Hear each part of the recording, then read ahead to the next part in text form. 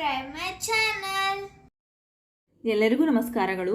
ಇಂದಿನ ವಿಡಿಯೋದಲ್ಲಿ ನಾವು 4ನೇ ತರಗತಿಯ ಕನ್ನಡ ವಿಷಯದ ಭಾಗ 2ರಲ್ಲಿನ 16ನೇ ಪಾಠವಾದ ಕನಸುಗಾರ ಕಲಾಂ ಎಂಬ ಗದ್ಯದ ಪ್ರಶ್ನೋತ್ತರಗಳನ್ನು ತಿಳಿಯೋಣ ಮಕ್ಕಳೇ.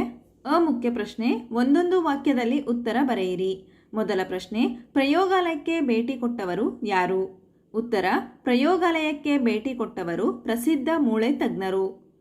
ಪ್ರಶ್ನೆ 2, ವಿಜ್ಞಾನಿಯನ್ನು ವೈದ್ಯರು ಯಾವ ಆಸ್ಪತ್ರೆಗೆ ಕರೆದುಕೊಂಡು ಹೋದರು? ಉತ್ತರ, ವಿಜ್ಞಾನಿಯನ್ನು ವೈದ್ಯರು ಹೈದರಾಬಾದಿನಲ್ಲಿರುವ ನಿಜಾಂ ಆಸ್ಪತ್ರೆಗೆ ಕರೆದುಕೊಂಡು ಹೋದರು. ಪ್ರಶ್ನೆ 3, ಆಸ್ಪತ್ರೆಯಲ್ಲಿದ್ದ ರೋಗಿಗಳಿಗೆ ಏನಾಗಿತ್ತು? ಉತ್ತರ, ಆಸ್ಪತ್ರೆಯಲ್ಲಿದ್ದ ರೋಗಿಗಳು ಕಾಲಿನ ನ್ಯೂನತೆಗೆ ಒಳಗಾಗಿದ್ದರು. ಪ್ರಶ್ನೆ 4, ರೋಗಿಗಳ ಕಾಲಿಗೆ ಏನನ್ನು ಅಳವಡಿಸಲಾಗಿತ್ತು? ಉತ್ತರ, ರೋಗಿಗಳ ಕಾಲಿಗೆ ಕ್ಯಾಲಿಪರನ್ನು ಅಳವಡಿಸಲಾಗಿತ್ತು. ಪ್ರಶ್ನೆ 5, ಅಬ್ದುಲ್ ಕಲಾಂ ರವರ ತಂದೆ ತಾಯಿಯ ಹೆಸರೇನು? ಉತ್ತರ, ಅಬ್ದುಲ್ ಕಲಾಂರ ತಂದೆ ಜೈನುಲ್ಲಾಬ್ದೀನ್ ಮರಕ್ಯಾರ್, ತಾಯಿ ಆಶಿಯಮ್ಮ. ಪ್ರಶ್ನೆ 6, ಕಲಾಂ ರವರ ಆತ್ಮಕಥನದ ಹೆಸರೇನು? ಉತ್ತರ, ಕಲಾಂ ರವರ ಆತ್ಮಕಥನದ ಹೆಸರು ಅಗ್ನಿಯ ರೆಕ್ಕೆಗಳು. ಮುಖ್ಯ ಪ್ರಶ್ನೆ 2, 2-3 ವಾಕ್ಯಗಳಲ್ಲಿ ಉತ್ತರ ಬರೆಯಿರಿ. ಮೊದಲ ಪ್ರಶ್ನೆ, ವೈದ್ಯರ ಹೃದಯ ತುಂಬಿ ಬಂದಿತು ಏಕೆ? ಕಲಾಮರು ತಯಾರಿಸಿದ ಹಗುರವಾದ ಕ್ಯಾಲಿಪರನ್ನು ಒಬ್ಬ ಹುಡುಗನಿಗೆ ಅಳವಡಿಸಿದರು. ಅವನು ಹೆಜ್ಜೆ ಇಟ್ಟು ನಡೆಯಲು ಪ್ರಾರಂಭಿಸಿದನು. ಅದನ್ನು ಕಂಡ ವೈದ್ಯರ ಹೃದಯ ತುಂಬಿ ಬಂದಿತು. ಪ್ರಶ್ನೆ 2, ಕಲಾಂ ಬಾಲ್ಯದಲ್ಲಿ ಯಾವ ಕನಸನ್ನು ಕಾಣುತ್ತಿದ್ದರು?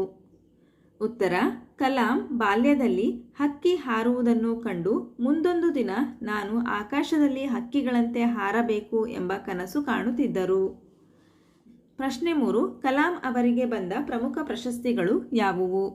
ಉತ್ತರ, ಕಲಾಂ ರವರಿಗೆ ಭಾರತ ರತ್ನ, ಪದ್ಮಭೂಷಣ, ಪದ್ಮವಿಭೂಷಣ ಪ್ರಶಸ್ತಿ ಮತ್ತು ಗೌರವ ಡಾಕ್ಟರೇಟ್ ಪ್ರಶಸ್ತಿಗಳು ದೊರೆತಿವೆ. ಈ ಮುಖ್ಯ ಪ್ರಶ್ನೆ, ಈ ಮಾತನ್ನು ಯಾರು ಯಾರಿಗೆ ಹೇಳಿದರು?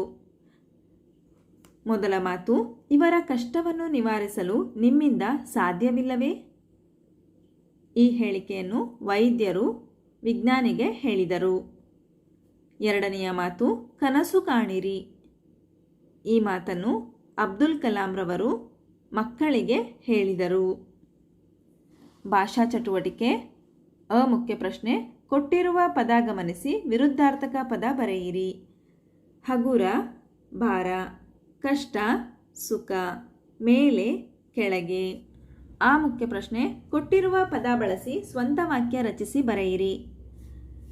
ಮೊದಲ ಪದ ಚಿಕಿತ್ಸೆ, ವೈದ್ಯರು ರೋಗಿಗಳಿಗೆ ಚಿಕಿತ್ಸೆ ನೀಡುತ್ತಾರೆ.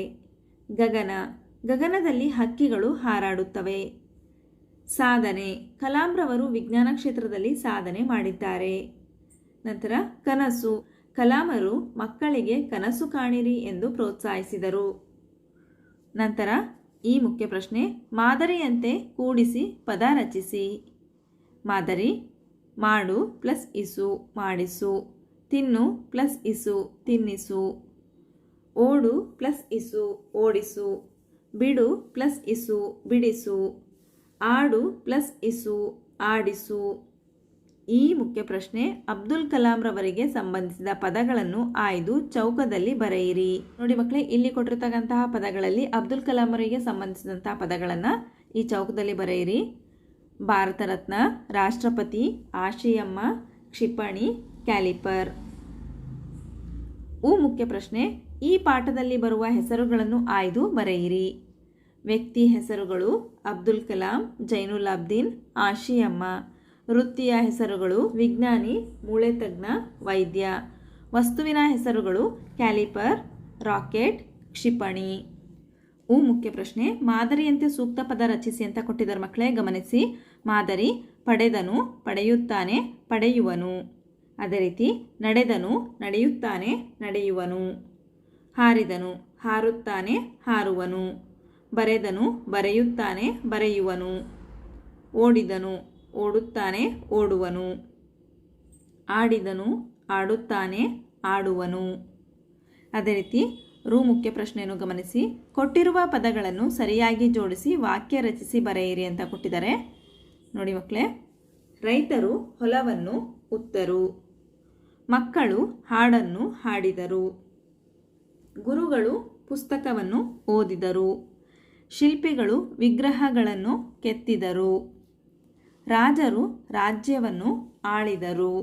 ಎ ಮುಖ್ಯ ಪ್ರಶ್ನೆ. ಪದಬಂಧ ಪೂರ್ಣಗೊಳಿಸಿ ಅಂತ ಕೊಟ್ಟಿದ್ದಾರೆ ಮಕ್ಕಳೇ, ಗಮನಿಸಿ. ನೋಡಿ, ಎಡದಿಂದ ಬಲಕ್ಕೆ 6 ರಿಂದ 14 ವರ್ಷದೊಳಗಿನ ಮಕ್ಕಳಿಗೆ ಇದು ಕಡ್ಡಾಯ. ಯಾವುದು ಕಡ್ಡಾಯ ಮಕ್ಕಳೇ? ವಿದ್ಯಾಭ್ಯಾಸ. ನಂತರ ಹೊಸದಾಗಿರುವ ನಮ್ಮ ದೇಶ, ನವಭಾರತ, ಸ್ನೇಹಿತ ಇಲ್ಲಿದ್ದಾನೆ. ಇಲ್ಲಿ 2 ಪದಗಳು ಬರ್ತವೆ ಮಕ್ಕಳೇ, ಗಮನಿಸಿ. ಮಿತ್ರ. ಗಣಿಯಲ್ಲಿ ಸಿಕ್ಕಿದ ಪುಸ್ತಕ, 3 ಅಕ್ಷರಗಳು ಬರ್ತವೆ ಮಕ್ಕಳೇ, ಗಣಿತ. ನಂತರ ಮತ್ತೆ ಮತ್ತೆ ಯತ್ನಿಸು, ಇಲ್ಲೂ ಸಹ 3 ಅಕ್ಷರಗಳು ಬರ್ತವೆ, ಪ್ರಯತ್ನ. ನಂತರ ಮೇಲಿಂದ ಕೆಳಕ್ಕೆ ನೋಡಿ ಮಕ್ಕಳೇ, ಆಕಾಶದಲ್ಲಿ ಹಕ್ಕಿಯಂತೆ ಹಾರುವ ವಾಹನ, ವಿಮಾನ. ಮರದ ಹತ್ತಿರ ನಡೆದ ಯುದ್ಧ, ಸಮರ. ಉಪಗ್ರಹ ಉಡಾಯಿಸುವ ಸಾಧನ, ಇಲ್ಲೂ ಸಹ 3 ಅಕ್ಷರಗಳಿವೆ ಮಕ್ಕಳೇ, 3ನೇದು ರಾಕೆಟ್. ನಂತರ ಭಾರತ ಸರ್ಕಾರ ಕೊಡುವ ಅತ್ಯುನ್ನತ ಪ್ರಶಸ್ತಿ, 5 ಅಕ್ಷರಗಳಿವೆ ಮಕ್ಕಳೇ, ಗಮನಿಸಿ. ಭಾರತ ರತ್ನ. ನಂತರ ಕರ್ನಾಟಕ ರಾಜ್ಯದ ನೆರೆನಾಡು, ಇಲ್ಲಿ 5 ಅಕ್ಷರಗಳಿವೆ ಮಕ್ಕಳೇ, ತಮಿಳುನಾಡು. ನಂತರ 9ನೇದು ನಸುಕಿನಲ್ಲಿ ಕಂಡ ಸ್ವಪ್ನ, 3 ಅಕ್ಷರಗಳಿವೆ ಮಕ್ಕಳೇ, ಕನಸು. ಈ ರೀತಿಯಲ್ಲಿ ನೀವು ಸಹ ಪದಬಂಧವನ್ನು ಪೂರ್ಣಗೊಳಿಸಿ. ನಂತರ ಬಳಕೆ ಚಟುವಟಿಕೆಯನ್ನು ಗಮನಿಸಿ ಮಕ್ಕಳೇ. ಅ ಮುಖ್ಯ ಪ್ರಶ್ನೆ. ಊಹಿಸಿ ಬರೆಯಿರಿ ಅಂತ ಇದೆ. ನೀನು ಶಾಲಾ ಮಂತ್ರಿಮಂಡಲದಲ್ಲಿ ಸ್ವಚ್ಛತಾ ಮಂತ್ರಿಯಾದರೆ ಏನು ಮಾಡುವೆ ಅಂತ ಪ್ರಶ್ನೆ ಕೇಳಿದ್ದಾರೆ. ನೀವು ಇಲ್ಲಿ ನಿಮ್ಮ ಉತ್ತರವನ್ನು ಬರಿಬಹುದು ಮಕ್ಕಳೇ. ನಾನು ಶಾಲಾ ಮಂತ್ರಿಮಂಡಲದಲ್ಲಿ ಸ್ವಚ್ಛತಾ ಮಂತ್ರಿಯಾದರೆ ಶಾಲಾ ಸುತ್ತಮುತ್ತಲಿನ ವಾತಾವರಣವನ್ನು ಸ್ವಚ್ಛವಾಗಿಡುತ್ತೇನೆ.